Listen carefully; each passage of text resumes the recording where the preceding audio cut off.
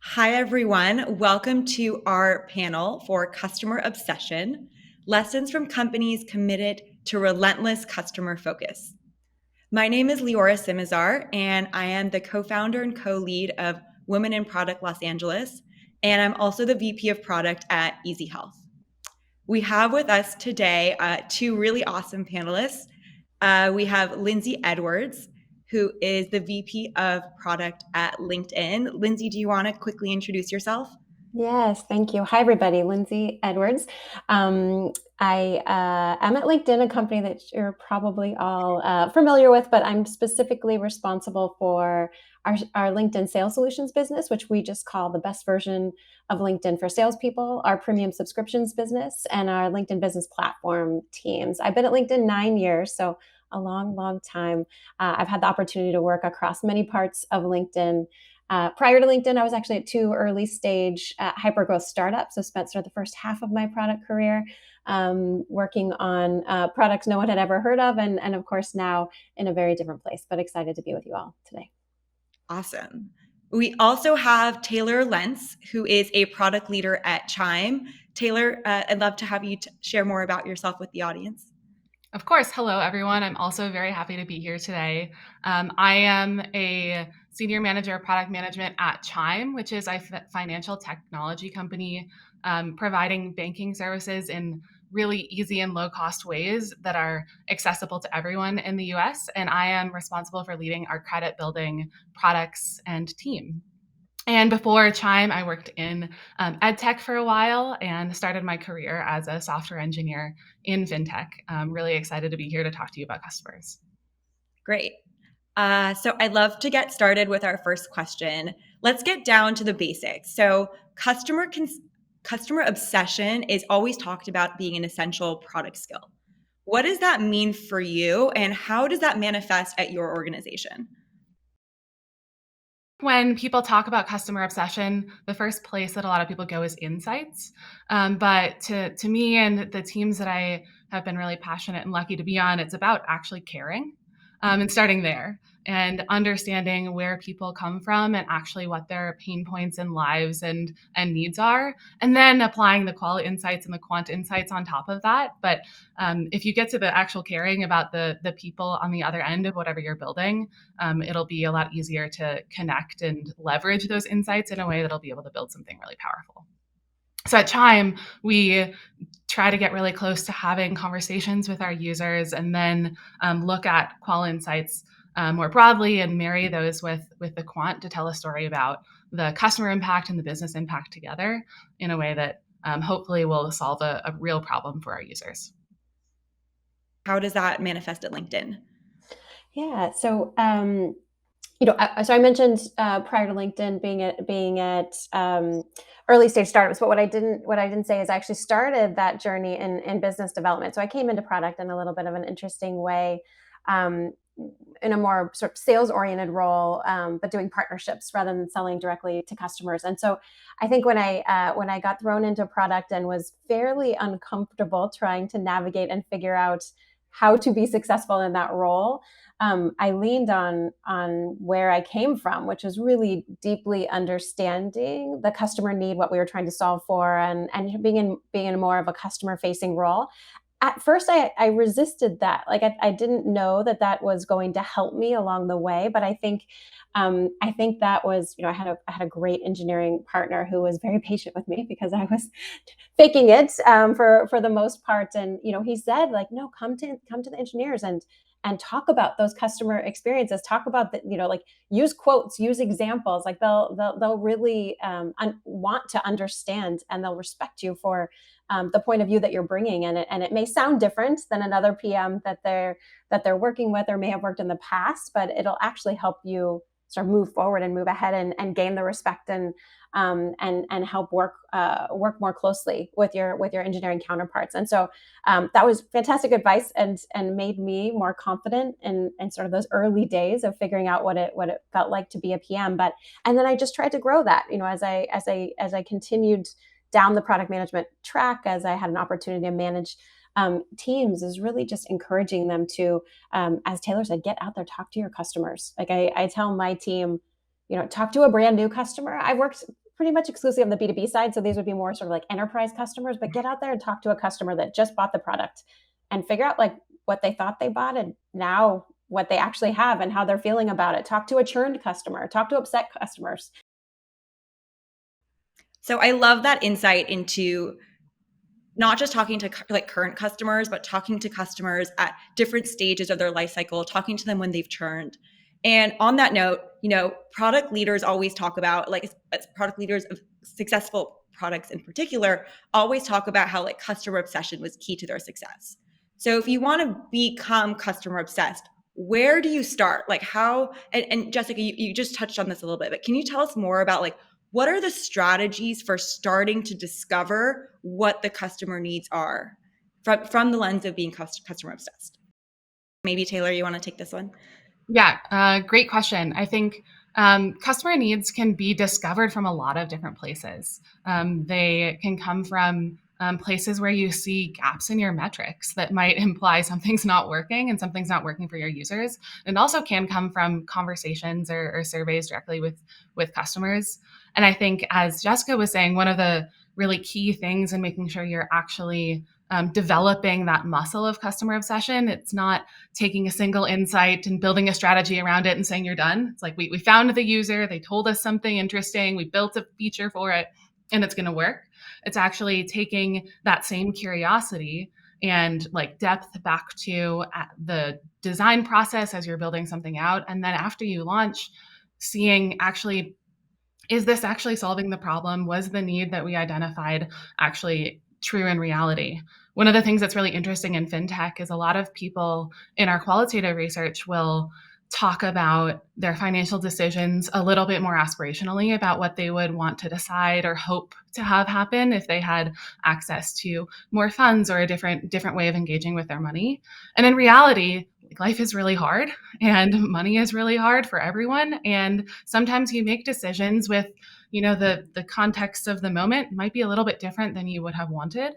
So being able to then take that same curiosity to what's actually happening when something's out in the wild and then improve upon it to actually meet people where they are rather than where they think they are or think they want to be. And that's taking that customer obsession cycles and feeding them back on top of each other in a way that I think actually delivers really powerful impact at the end of the day. So Taylor, you used a word there that really caught my attention, and that word was qualitative. And we always talk about qualitative and quantitative strategies. When we think about being customer obsessed, do you think that that's exclusively qualitative strategies, or like what are like quantitative strategies you might also pursue? Yeah, great question. One of the things that we really deeply value at Chime is marrying them both. So the qualitative pieces are talking to people and getting insights from real users, and then you can start bringing that into quant survey-based research and understand more things at scale, and then look at insights from your data in the product or in your business, and then align those together to build a strategy that takes the quant pieces of actual business performance or user performance in your app or your feature, your product, and then understand based on what people are saying the big picture of the story of what's happening and the impact that you're delivering or not, and where you need to go solve new opportunities. Okay, I love that. So, okay, doubling again, there's like every time you guys talk, there's like this one word that sticks out to me. I'm like, all right, we got to dig into that more. So this time that word for me was story. So we talk about how, like, what are some of the ways that we get insights from customers, and then now we're talking about crafting a story. I would also add the word like prioritization. So you've got, for a lot of people, it might be a feature list, or it might be like bug fixes. There's a bunch of different things that we learn from our customers about what they want. There might be other insights where they're saying what they need, and you realize that the solution is something a little bit different, and that you can maybe kill two birds with one stone, right? But how do you take those and translate those into priorities? How do you say this one is more important than that one? Like, how do you build that story and that narrative around like which of the customer needs you need to address first? I think it's honestly one of the hardest things that we have to do as PMs, right? It's you are generally overwhelmed with information and with ideas and perspectives or data that is meant to guide you toward what's the most important thing that you could be doing. So, you have, in my experience, there's always been sort of a field sales organization that, of course, has a lot of opinions about what you should be doing next and what's most important to meet customer needs. Working at a place like LinkedIn, I certainly built the muscle of having an overwhelming amount of data and being insanely data driven and looking at everything. What's happening in our products today? How did that change from yesterday, last week, last month, last year? What can I learn from that? How can I then decide where to go? You have your PMM partners that are giving you voice of customer and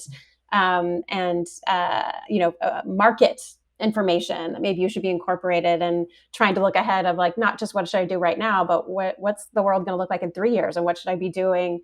Do that. So you have all of this information, and then you're singularly responsible for sort of deciding what the most important thing is, and there's no magic answer, right? But I do think one thing we talk about very frequently at LinkedIn that really did help me and has helped me with my teams over time, which is, we talk about conviction and evidence, right? So you're going to have a ton of conviction based on all this information that you gathered, based on what you're seeing. I didn't mention instincts, but instincts are a really important thing that kind of come with time, that also have to be somewhere in there on the list of things that you're listening to and that you're trying to decide how to prioritize. And so you can have all the conviction in the world. But then I think you have to get to the place where this is the most important thing based on what you have.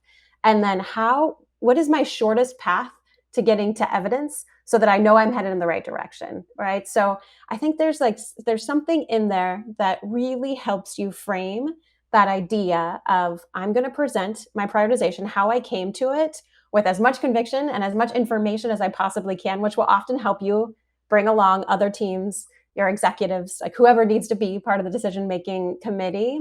And then I'm also going to say very clearly what I'm going to do to get to evidence, what that will look like, and how quickly I will get there, so that even if there's others in the room that maybe think the priorities should look different, it's pretty hard to disagree with when you present a case and you let them know, I may not be right, but here's how quickly I will understand whether I'm on the right path or not, and I'm going to come back and share that with you, and then we'll decide what to do next. So that's just like one helpful sort of like framing that I have felt has really helped the product org move along, because it is a challenge. I love that. So talking about like how we get that wider org buy-in, and also how you get to like proof that your convictions are right. Can you touch on that a little bit more? Like, what do you mean when you say you're looking for proof that you are doing the right thing or moving in the right direction? Like, what are some examples of things that you look for to validate your thesis? Yeah, absolutely. So I can actually give you a real life example right now. So I mentioned one of the products that I'm responsible for at LinkedIn is our sales solutions business. So a product specifically for salespeople, right? So my team spends a lot of time sort of obsessing about salespeople, like what they do day to day, their biggest challenges, their biggest opportunities, how we can uniquely use LinkedIn data and the assets that we have to deliver solutions that no one else can for sellers that are trying to ultimately achieve their outcomes. And we're looking to do like a fairly meaningful shift in our strategy, which I can't talk about.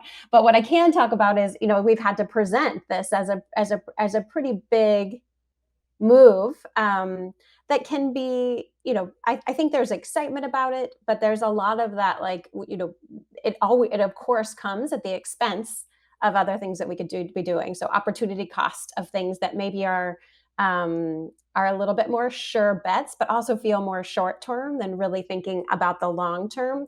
So we've really presented this strategy in both, like, yes, this is our 3-year product strategy, but more importantly, here's when we're going to come back to you, executive team, tell you how we're progressing towards our goal, what we've learned, and the outcomes that we believe we can achieve in a 6-month time frame, so that we'll know whether we're on the right track or not. So that kind of language, again, the team has so much conviction about that, and I know the exec team can feel it. But until you really say, I'm going to come back in a reasonable period of time, whatever that may look like. Different types of products, different kinds of shapes of companies are going to have different sort of tolerance and patience for things. But that's how I've thought about this potential, or this shift that we're going to make in the market in the next 6 months. And one more question on the LinkedIn side, because you said you're in B2B, right? And I know that when you work in B2B, a lot of times product features come with dollar tags.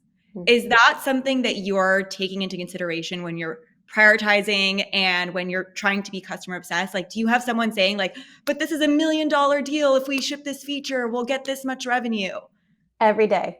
And there's nearly 1,000 sellers all over the world that represent just this product, and their salespeople using the product and selling it to sales organizations. So we have we want to think about overwhelming feedback. We're sort of at the crux in that business of being at the center, and I think you know we definitely have the discipline at this point to say, yes, this one customer may pay X millions of dollars for this feature, but if it does not scale, if it does not meet a greater need, if it doesn't serve a greater purpose, like that, it just doesn't. Those kinds of trade offs don't make sense. Like it's so tempting in the moment because you can get this big win, you can celebrate it. It can be something very like tangible that you can rally a team around, and that can generate a lot of excitement. But I think such a slippery slope, both earlier on in smaller companies and journeys of, I mean, you could like bring the end to a company by going too far in that direction really early on. But even once you're bigger and mature, it is still just as tempting. But you really have to like think bigger, make sure that it is something that you would do without the price behind it, or at least it would be high up in your priorities, even without that price tag behind it. And that'll help you decide whether it's the right thing to do or not. Great. Taylor, I would love to learn about how at Chime, when you're doing this customer research, you have some idea for what you think customers want. How do you bring customer obsession to prioritization, and then into how you shop that prioritization, that narrative, to other stakeholders in your org? Yeah, absolutely. I think a lot of, at the kind of ground level, a lot of the B2B and B2C prioritization is pretty similar in terms of the impact of being able to really sell a multi-year vision versus something that's shorter term. As PMs, it can be so tempting to find something that we know has more sure short-term impact, especially when most PMs are accountable to monthly or quarterly or biannual or annual goals, and having something that you know is going to deliver can feel really good to then go want to build. But getting the leadership buy-in on a multi-year, multi-half, multi-quarter strategy, and being able to talk about the milestones towards much greater step function impact rather than just kind of little changes can be really powerful. So the way that we'll do that at Chime is by talking about the longer term vision of what we're trying to solve for our customers and our users, and how our product strategy and the insights we're seeing into the pain points in people's lives will play into that longer term strategy. And then as exactly the same on the B2B side, we'll talk about how we're proving that we're actually getting there. The first step towards something. Maybe the first step is just design concepts that are going into qual and proving that something is actually resonating to a customer base, so that we've convinced ourselves with enough conviction to go build and test something in reality. And that can be really powerful as to get that leadership buy-in and team buy-in that you're making progress towards something much bigger. Great. So we've talked about how to discover like what the customer needs are. We talked about how to prioritize them. We've talked about how to shop that to other stakeholders and get executive buy-in.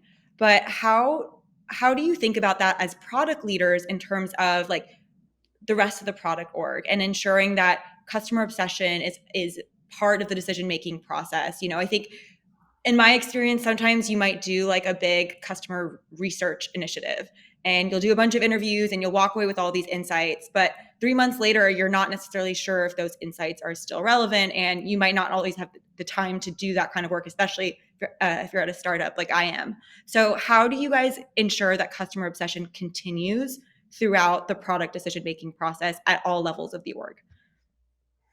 Yeah, I can start this one. I think the day in the life of the PM is very busy. It's busy at startup, but having been at like all sizes, shapes of companies, and thinking, oh, on the other side, it must be more sane or more structured or more something. I do think, it is a similar flavor, no matter where you are in terms of just how you manage your time. I mean, let's be honest. Like that's probably the single hardest thing to do, and the demands on the product management function specifically are just so high from so many different parts of the organization.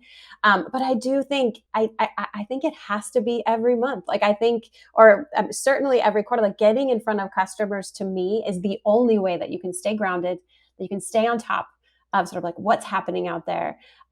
There is overboard. Like again, you could spend too much time with the sales team. You could spend too much time with customers, but at some point you do have to get back and get your work done. But I do think whether you work on OKRs or something else, holding yourself accountable for making the time, spending the time with customers. And one other thing is there, like we've somewhat recently adopted a different way of like talking about things at LinkedIn, and maybe some of you out there are already using this, but jobs to be done.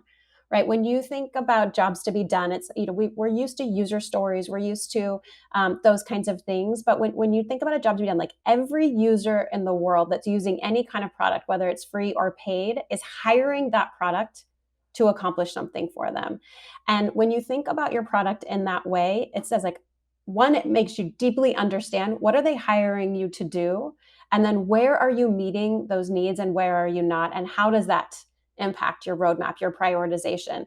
And I think when you use that jobs to be done, this person is hiring me to accomplish X, Y, or Z, and I am either meeting the bar or not meeting the bar or coming somewhere short because of these very, very tangible things. It's just sort of it's a change in language that I think it's rooted in the customer, in the user, and what they're trying to do, and in what they're getting and what they're not getting. And I think even that is really helpful just in thinking about your product, thinking about the gaps, thinking about what comes next, thinking about how you make that biggest step forward, thinking about short-term versus long-term, which is really hard to, we've talked about that a bit, and Taylor did a great job, but like weighing those things. Like, I think that's another thing that you may just try to like play with, introduce, like, what is your user hiring you for? And can that help you in your storytelling, in your prioritization, and sort of like in everything that you do in terms of your day-to-day as a product manager. One of the things I really love about that jobs to be done framework is that it also highlights if there is tension between your user needs and what you're trying to accomplish for business goals. Because if you're really laser focused on the job to be done and then realize that your business opportunity is trying to be something tangential or on the side, it can really help to focus around solving for the customer and refocusing strategy to make sure that business goals and customer goals are more aligned. Which I think is really great. One of the other things that we do at Chime to help counteract the maybe stale customer insights or feeling like we're connected to something from customers that was too long ago is we'll build research and analytics roadmaps that have that discovery space as almost like a table stake for how we're going to operate. It's like we won't take on too much usability testing or concept testing on things that we're in the process of building if we don't also have the space for generative conversations with our users to make sure that we are staying connected to how their experience with our product is evolving. Because in general, that experience evolves in different ways than we predict all of the time. So it's really good to have that space to ask open questions while also continuing to support the research and development of what we're building. All right, so we only have a couple minutes left, so I want to see if I can sneak in one question quickly before wrapping up. And that is, we've talked a lot about how important being customer obsessed is, but are there any drawbacks to having a customer obsession? Do you ever go too far? And what does that look like, and how do you prevent it from happening? Taylor, do you want to kick us off? Sure. I think the kind of in the opposite opposite end of what I was saying on jobs to be done, there could be a drawback if you are not thinking about the bigger picture of what you're trying to build as a business.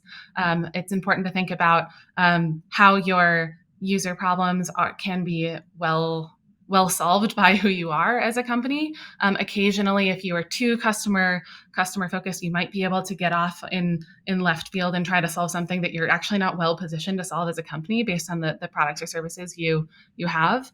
But in all honesty, I think it's an okay place to end up. I would much rather have a conversation with a PM or a researcher on the team who is really passionate about a need that they've uncovered that we aren't positioned to well solve yet, rather than not actually have that deep connection to who our users are at the end of the day.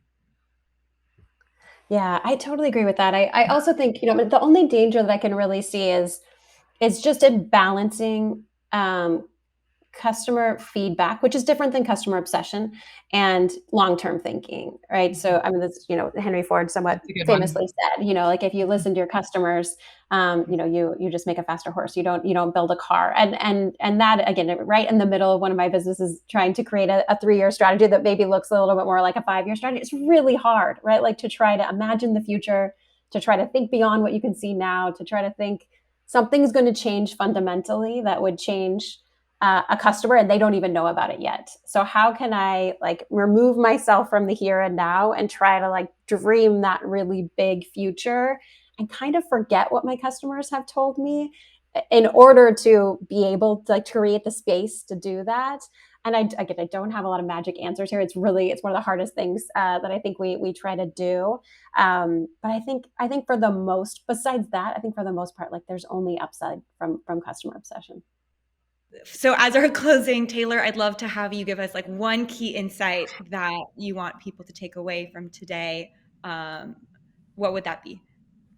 I think my one, it's more of a question than an insight, is ask yourself about how you're applying kind of customer curiosity into your day-to-day product life. And if it's not there, what you can do to kind of inject some framework or some process to make sure that you are getting more connected to the people on the other side of your features.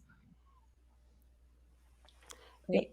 And I'll Lindsay? say, if any of my team's on this call, they're gonna laugh because this is what they hear from me. Like if you are in that moment of time when you think I've been too busy, I feel apart from my customers, I feel apart from my users. Make it a priority next week. Figure out what has to drop.